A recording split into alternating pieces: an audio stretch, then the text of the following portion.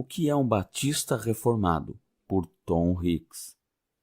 O que é que faz um batista reformado distinto de outros tipos de batistas e de outros crentes reformados?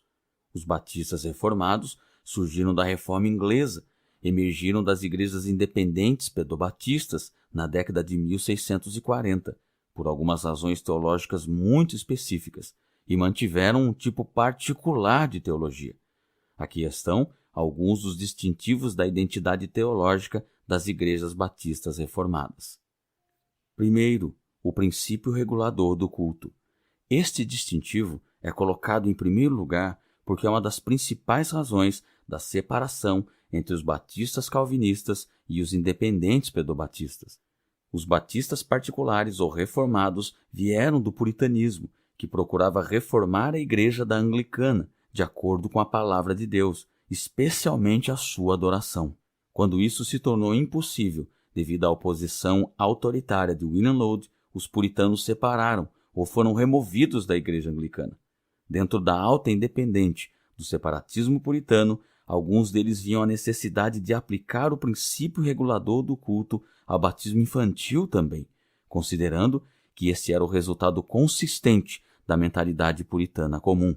Os primeiros batistas acreditavam que os elementos do culto público estão limitados ao que a Escritura ordena. João, capítulo 4, verso 23 diz: os verdadeiros adoradores adorarão o Pai em espírito e em verdade. Veja também Mateus, capítulo 15, verso 9. A verdade revelada das Escrituras limita a adoração de Deus ao que está prescrito nas Escrituras. A segunda Confissão Batista de Londres, a Confissão Batista de 1689, no capítulo 2 e parágrafo 1, diz: o modo aceitável de adorar o verdadeiro Deus é instituído por Ele mesmo, e tão limitado por sua própria vontade revelada, de forma que ele não pode ser adorado segundo as imaginações e invenções dos homens ou sugestões de Satanás, nem sob qualquer representação visível ou qualquer outro modo não prescrito nas Sagradas Escrituras. Deuteronômio, capítulo 12, verso 32, Êxodo, capítulo 20, versos de 4 a 6. Como a Bíblia não ordena o batismo infantil, os primeiros batistas acreditavam que o batismo infantil é proibido na adoração pública e o batismo dos crentes só deve ser praticado como uma forma de adoração. Esse princípio regulador do culto limita os elementos do culto público à palavra pregada e lida, às ordenanças do batismo e da ceia do Senhor, à oração, ao canto de salmos, hinos e cânticos espirituais e tudo que a Escritura ordena. Muitos batistas hoje abandonaram completamente o princípio regulador do culto em favor de um culto orientado ao entretenimento, do consumismo, das preferências individuais, do emocionalismo e do pragmatismo. Esses batistas abandonaram o próprio princípio que levou ao seu surgimento inicial a partir do pedobatismo.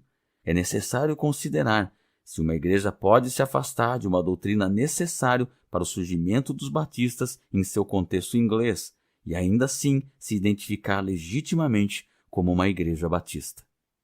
Segundo, teologia do pacto. Enquanto as igrejas pedobatistas às vezes insistem que só elas são herdeiras da verdadeira teologia do pacto, os batistas reformados históricos afirmaram abandonar a prática do batismo infantil precisamente por causa da teologia bíblica do pacto.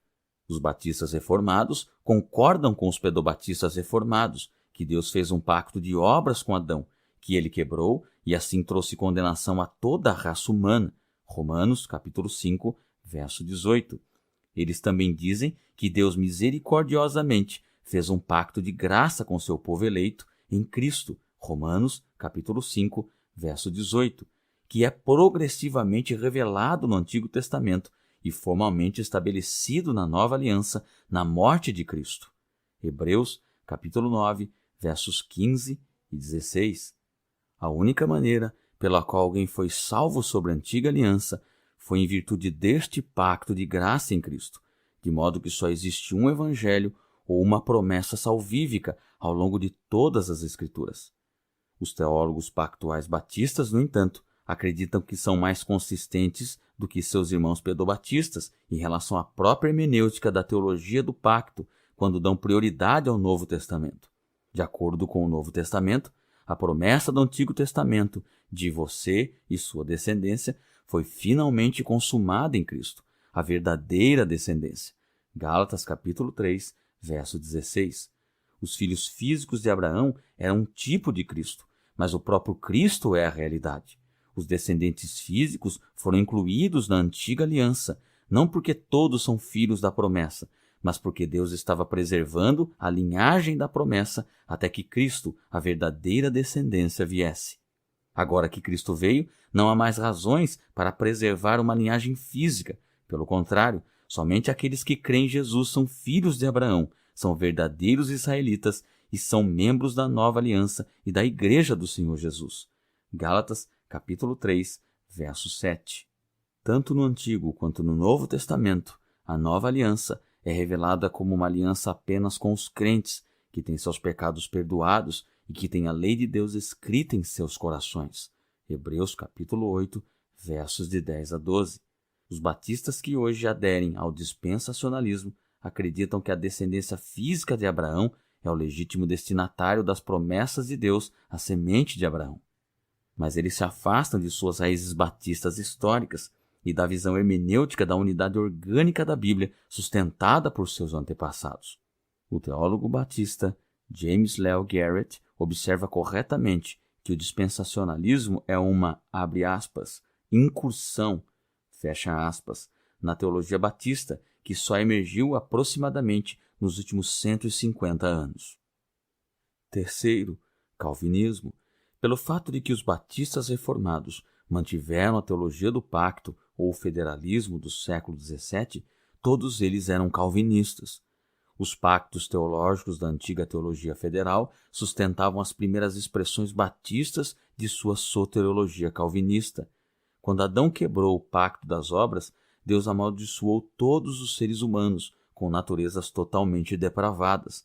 Isaías, capítulo 24, versos 5 e 6, o que os tornou incapazes e indispostos a virem a Cristo para a salvação. Mas Deus não deixou a raça humana morrer em pecado. Antes, na eternidade, Deus escolheu incondicionalmente um número definido de pessoas para a salvação e fez um pacto de redenção com Cristo sobre sua salvação. Isaías, capítulo 53, capítulo 54, verso 10, Lucas, capítulo 22, verso 29.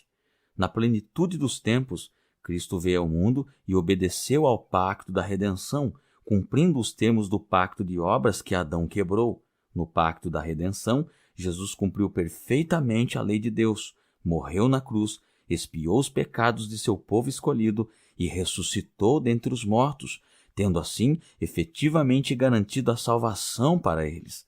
Hebreus, capítulo 9, verso 12. Deus fez um pacto de graça com seu povo eleito. Gênesis, capítulo 3, verso 15. Hebreus, capítulo 8, versos 15 e 16, no qual ele aplica todas as bênçãos da vida merecidas por Cristo no pacto da redenção. O Espírito Santo une misericordiosamente o povo escolhido de Deus a Cristo no pacto da graça, dando-lhes as bênçãos da vida adquiridas pela vida e pela morte de Cristo. Deus os atrai irresistivelmente para si mesmo em seu chamado eficaz. João capítulo 6, verso 37. Dá-lhes um coração vivo. Ezequiel capítulo 36, verso 26. Uma fé viva e arrependimento. Efésios capítulo 2, versos 8 e 9. Atos capítulo 11, verso 18. Um veredito da justificação da vida. Romanos capítulo 3, verso 28. E uma santidade viva e permanente. 1 Coríntios capítulo 1, verso 30. Fazendo com que eles perseverem até o fim.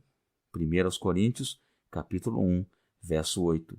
Todas essas bênçãos da vida são os méritos de Jesus Cristo, adquiridos no pacto da redenção, aplicados no pacto da graça.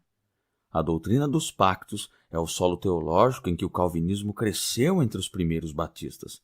Os batistas calvinistas hoje precisam recuperar a rica teologia federal de seus antepassados, para que as doutrinas da graça que redescobriram sejam preservadas para as gerações futuras.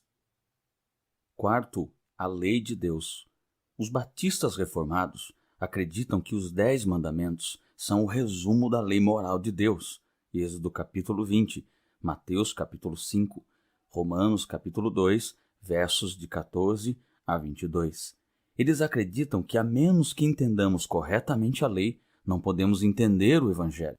O Evangelho é a boa notícia de que Jesus Cristo guardou a lei para nossa justificação, vivendo em perfeita obediência para ganhar a bênção da vida contida na lei e morrendo uma morte substitutiva para pagar a penalidade da lei. Mas o Evangelho não é apenas uma promessa de justificação. É também a boa notícia de que Cristo promete graciosamente dar o Espírito Santo ao seu povo para tirar sua iniquidade e torná-los cada vez mais obedientes à lei. Tito, capítulo 2, verso 14, diz que Cristo deu a si mesmo por nós, para nos remir de toda iniquidade e purificar para si um povo seu especial, zeloso de boas obras. A Segunda Confissão Batista de Londres, capítulo 19, parágrafo 5, diz: a lei moral obriga para sempre a todos, tanto as pessoas justificadas como as demais, a obediência da mesma. Romanos capítulo 13, versos de 8 a 10. Tiago capítulo 2, verso 8 e versos de 10 a 12. E por isso, não apenas no que diz respeito à matéria nela contida, mas também no que diz respeito à autoridade de Deus, o Criador que a deu. Tiago capítulo 2, versos 10 e 11. Nem o Cristo no Evangelho de forma alguma a abroga, mas antes confirma esta obrigação. Mateus capítulo 5, versos de 17 a 19. Romanos capítulo 3, verso 31. Portanto, enquanto os crentes justificados estão livres da lei como um pacto de obras para obter justificação e vida eterna, Romanos capítulo 7, versos de 1 a 6, deu-lhes a sua lei como um padrão de conduta ou regra de vida em sua santificação, Romanos capítulo 8, versos 4 e 7. A lei moral de Deus, resumida nos 10 mandamentos, Romanos capítulo 2, versos 14 a 24, Romanos capítulo 13, versos de 8 a 10, e Tiago capítulo 2, versos de 8 a 11, incluindo o mandamento do sabá, Marcos capítulo 2, verso 27, e Hebreus capítulo 4, versos de 9 a 10, é um instrumento de santificação na vida do crente. Os crentes descansam em Cristo para a sua salvação total. Cristo toma seus fardos de culpa e de vergonha, e seu povo toma sobre si o seu jugo de sua lei, e eles aprendem a obedecer com seu mestre, que é manso e humilde. 1 João, capítulo 5, verso 3 diz: porque este é o amor de Deus, que guardemos os seus mandamentos, e os seus mandamentos não são pesados. Os batistas que se apegam à teologia da nova aliança ou aliancismo progressivo não têm a mesma visão da lei que a corrente dominante de seus antepassados batistas. Quinto, confessional. A maioria dos primeiros batistas, tanto na Inglaterra como na América, sustentavam a Segunda Confissão Batista de Londres, de 1677 e 1689.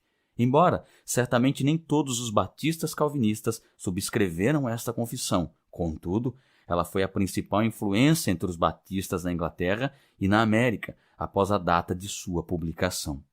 Essa confissão, baseada na Confissão de Westminster, que é presbiteriana, e na Declaração de Savoy, congregacional, foi originalmente editada e publicada em 1677, mas formalmente adotada pelas igrejas batistas em 1689, depois que a perseguição na Inglaterra arrefeceu. Os batistas reformados históricos eram completamente confessionais. Eles não eram biblicistas. Biblicistas negam palavras e doutrinas não explicitamente declaradas na Escritura e negam que o ensino histórico da Igreja sobre a Bíblia tenha qualquer autoridade secundária na interpretação bíblica. Os primeiros batistas, no entanto, não acreditavam que os membros individuais da igreja ou pastores individuais deveriam interpretar a Bíblia divorciada do ensino histórico da igreja. Hebreus capítulo 13, verso 7. Eles acreditavam que a Bíblia por si só é suficiente para a doutrina e para a prática, mas também acreditavam que a Bíblia deve ser explicada e lida à luz da tradição interpretativa da Igreja. 1 Timóteo, capítulo 3, verso 15, que usa palavras que não estão na Bíblia. Atos, capítulo 2, verso 31, é uma refutação do biblicismo, já que o Salmo 16 é explicado com palavras que não estão usadas nesse salmo. Os batistas reformados acreditavam que sua teologia estava ancorada na rica herança teológica da Igreja e que era um desenvolvimento natural da doutrina da Igreja à luz dos insights centrais da Reforma. Sola Escritura, não ao batismo de bebês. Sola Fide, somente os convertidos crentes fazem parte do povo de Deus. Sob a alegação de defender o Sola Escritura, muitos cristãos hoje procuram ler a Bíblia de forma independente e chegar às suas próprias conclusões particulares sobre o seu significado, sem consultar os mestres autorizados da Igreja ou as confissões ortodoxas de fé. Mas isso não é o que sola Escritura significava historicamente. As Escrituras ensinam que a Igreja é a coluna e firmeza da verdade. 1 Timóteo, capítulo 3, verso 15. A Igreja como um todo é encarregada de interpretar a Bíblia e, ao longo da história, Deus autorizou mestres na Igreja. Portanto, enquanto por um lado cada cristão individual é responsável por entender a Escritura por si mesmo, por outro lado, nenhum cristão deve estudar a Bíblia sem qualquer consideração ao que grandes mestres do passado ensinaram sobre a Bíblia. A maioria dos batistas reformados históricos confessavam a Segunda Confissão Batista de Londres, de 1689, porque eles acreditavam que ela é um compêndio de teologia que melhor resume o ensino da Escritura, como uma pequena bússola. Você ouviu O que é um Batista Reformado, por Tom Hicks, traduzido e publicado pelo site oestandartedecristo.com, narrado por Fábio Nascimento.